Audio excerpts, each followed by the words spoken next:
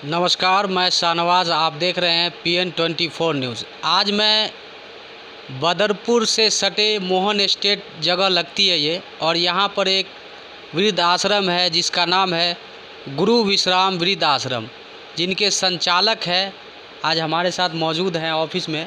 आज हम इनसे जानेंगे कि कैसे इन्होंने इसकी शुरुआत की। सबसे पहले सर अपना नाम बताइए। मैं डॉक्टर जीपी भगत और करीब 20 साल पहले मैंने इसकी शुरुआत की थी। और जब मैं सड़कों पर बुज़ुर्गों को देखता था कि बहुत बुरे हाल में पड़े हुए हैं, तो मेरे मन में एक बात आई कि ये लोग सड़क पर आते कैसे हैं, और जब ये मर जाते हैं इन्हें कौन देखता है, कहाँ से खाना मिलता है। तो जो कुछ तो बेगर्स थे, लेकिन कुछ लोग चल फिर नहीं सकते थे। जो चल फिर नहीं सकते थे उन लोगों के लिए बारे में मैं सोचा कि ये करते क्या हैं। फिर देखा कुछ लोग कभी कोई रोटी का टुकड़ा दे दिया, कभी कोई केला दे दिया, कुछ ऐसे उनको दे, लेकिन बहुत सारे लोगों से इतनी स्मेल आती थी कि उनके नज़दीक लोग नहीं जाते थे। तो मैंने दिल्ली NCR का सर्वे किया था 2002 में, तो बहुत सारे लोग ऐसे देखा मैं। तो फिर मन में आया कि क्या कोई ऐसी संस्था है, कोई ओल्ड एज होम है जो कि ऐसे लोगों को रखती है। तो उस समय एक भी ओल्ड एज होम नहीं था। सर आपने JNU से पढ़ाई भी की है, और पढ़ाई करने के बाद उच्चतम डिग्री हासिल करने के बाद आपके मन में क्या आया कि आखिर आपने इसकी शुरुआत की? मैं JNU में 82 बैच में था, MPhil PhD कंप्यूटर साइंस में। तो मैं उस ज़माने में शायद इंडिया का सिंगल स्टूडेंट था, आर्टिफिशियल इंटेलिजेंस का एक्सपर्ट था, और मेरी जॉब लगी अमेरिका में। तो अमेरिका में मैं इसलिए नहीं गया कि फिर मेरे पेरेंट्स छूट जाएंगे, घर परिवार छूट जाएगा, वहाँ तो जाके सिर्फ पैसा कमाऊँगा। तो इस वजह से मैंने नहीं जॉब ऑफ़र को छोड़ दिया, नहीं गया। और उस समय ही मैंने डिसीज़न लिया था कि अब मैं हिंदुस्तान में रह कर के अगर करूँगा तो कोई अपना एजुकेशनल इंस्टीट्यूट वगैरह शुरू करूँगा, और उसके बाद जो है मैं कम्प्लीटली सोशल वर्क में आ जाऊँगा। ये डिसीज़न मैंने 1984 में लिया था। बट उसके बाद मेरे अपने कुछ एजुकेशनल इंस्टीट्यूट वगैरह थे। खैर लंबा पीरियड रहा बीच का, करीब उसके बाद जाके 2002 में मैंने सर्वे किया, और 2003 में जो है इस आश्रम की शुरुआत की। और इसमें वो लोग रहते हैं जो मानसिक और शारीरिक, मतलब दिमाग और शरीर जो दोनों से लाचार हैं लोग, न तो चल सकते, न तो बोल सकते, न तो समझ सकते। तो ऐसे लोगों को हम लोग रखते हैं। हमारे यहाँ जितने भी इस समय करीब 450 लोग हैं, जिसमें सभी वर्गों के, हिंदू भी हैं, मुस्लिम भी हैं, सिख भी हैं, ईसाई भी हैं, सभी धर्मों के लोग हैं। जाति तो हम लोग यहाँ नहीं पूछते भी नहीं हैं कौन किस जाति का है, लेकिन धर्म सिर्फ हिंदू मुस्लिम का इसलिए पूछते हैं, क्रिश्चियन का, कि धर्म के अनुसार उनका अंतिम संस्कार करने के लिए, उसके लिए। बाकी यहाँ पर कोई मतलब नहीं। सही इंसानियत अगर देखनी है तो हमारे आश्रम में आगे कोई देखे कि यहाँ सब लोग एक बराबर, एक साथ खाना, एक साथ रहना, एक साथ सोना, सारे त्यौहार सब लोग मिलके मनाते हैं। अभी आज होली का ये सब हम लोग मनाए हैं त्यौहार, तो उसमें सभी धर्मों के लोग थे, क्योंकि यहाँ सारे लोग एक परिवार की तरह हैं। मतलब सारे लोगों का एक परिवार है हमारे पास, 450-500 लोगों का। मतलब कोई भेदभाव नहीं है। नहीं, सर किस तरह के लोग यहाँ आते हैं? अगर मैं बात करूँ, गरीब फुटपाथ पे रहने वाले तो आते ही होंगे, और कहा जाता है अक्सर कि बड़े घर के जो लोग हैं वो भी यहाँ आते हैं। क्या आपको लगता है सर? देखिए, जो बीमारी है जिसमें मेमोरी लॉस हो जाती है, याददाश्त ख़त्म हो जाती है, डिमेंशिया बोलते हैं।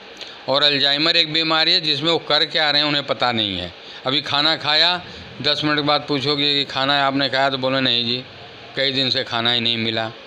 तो जो भूलने की बीमारी है, और उन्होंने किया क्या वो भी उनको पता नहीं है, लिंक नहीं है। नहाया, स्नान करने के बाद नंगे ही बाहर आ जाते हैं, उनको ये नहीं कि नहाने के बाद कपड़े भी पहनने हैं।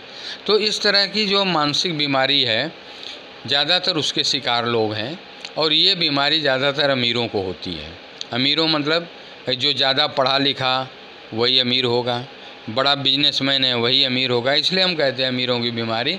इसमें बहुत बड़े बड़े लोग हमारे पास रहे हैं आश्रम में। और सबसे बड़ा उदाहरण तो हम राष्ट्रपिता महात्मा गांधी के पोते का दे सकते हैं, जो कि अमेरिका में नासा के वैज्ञानिक थे, वो भी हमारे यहाँ रहे। तो हमारे यहाँ हर गरीब आदमी भी है, बट ये बीमारी ज़्यादातर अमीरों की है, तो अमीरों के बच्चे भी निकाल के बाहर फेंक देते हैं, वो लोग भी रहते हैं। सर, यहाँ तक लाने का क्या व्यवस्था है आपकी तरफ से? हमारी 2 गाड़ियाँ रेगुलर घूमती रहती हैं सड़कों पर 24 घंटे। अब इतना प्रचार दिल्ली के अंदर हो गया है, दिल्ली एनसीआर में, कि कहीं भी कोई बुज़ुर्ग को देखते हैं तो लोग हमें फ़ोन कर देते हैं। सारे पुलिस के लोग जितने भी हैं वो हमें फ़ोन करते हैं। जितनी सरकारी अस्पताल हैं वहाँ भी एक्सीडेंट केस है, वो सारे लोग हमें कांटेक्ट करते हैं। साथ में हमारी 2 गाड़ी रेगुलर 24 घंटे घूमती रहती है, वो सड़क से उठा के ले आते हैं। कोई नंबर होगा सर, अगर आपके यहाँ इन्फॉर्म किया जाए कि कोई बुज़ुर्ग है तो कोई नंबर भी आपकी तरफ से? हमारा जो है मोबाइल नंबर है 9953750017। मैं रिपीट कर देता हूँ, 9953750017। और लैंडलाइन है 01129941111। सर, अगर मैं बात करूं इस वृद्ध आश्रम की, आप इतना बड़ा चला रहे हैं, इसका खर्च सर आप कैसे बयान करते हैं? क्या योजना सरकार की तरफ से कुछ मिल पाता है? देखिए, सरकार के पास बहुत लोगों को मदद करने के लिए उनके पास जो है ऐसे ही इतने लोग हैं, तो मैं अपना बोझ सरकार पर डालूं। मैंने जो है अपने तरीके से इसको चलाया हूं 20 साल। हमारे पास ठीक है 500 लोगों का खर्चा, जिसमें कि 450 बीमारी हैं, एक तरह से 100 से ज़्यादा 125 के लगभग एम्प्लॉइज़ हैं, उनका ही 25-30 लाख रुपए सैलरी आ जाती है, खाना है, रहना है, बहुत खर्चा है। तो हम सरकार से 1 रुपया नहीं लेते। हम लोग जो हैं, जो लोग दान देते हैं उससे चलता है। और कुछ जो कंपनियां हैं, वो गवर्नमेंट का नियम है कॉरपोरेट सोशल रिस्पॉन्सिबिलिटी, तो CSR के तहत तो वो लोग मदद करते हैं, तो लोगों से और उनकी मदद से चलता है।